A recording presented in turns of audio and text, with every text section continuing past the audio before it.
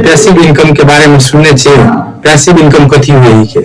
Passive income आ सब पैसा लगा देलिए एक बेर तो अपने आप पैसा बढ़ रहल है, ओकरा कहे पैसिव इनकम।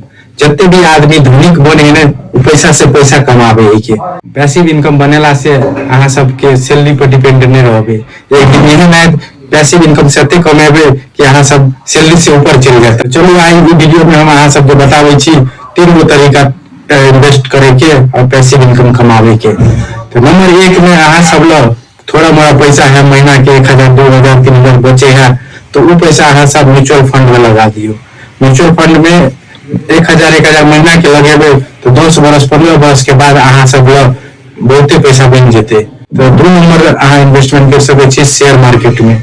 10,000 20,000 जकरा सब लगा शेयर मार्केट में लगाओ और में लॉन्ग टर्म के लागी छोड़ दियो, बढ़िया बढ़िया कंपनी सब चुन के। 3 नंबर में अहाँ सब लोग ज्यादा पैसा है 5 लाख 10 लाख तो अहाँ सब लैंड में लगा सके छी। जमीन अहाँ सब कीन के छोड़ दियो और 5 वर्ष 10 वर्ष के बाद वो जमीन के रेट बढ़ते तो अहाँ के पैसा बढ़त। तरीका अहाँ सब फॉलो करू और अहाँ सब पैसिव इनकम कमाओ।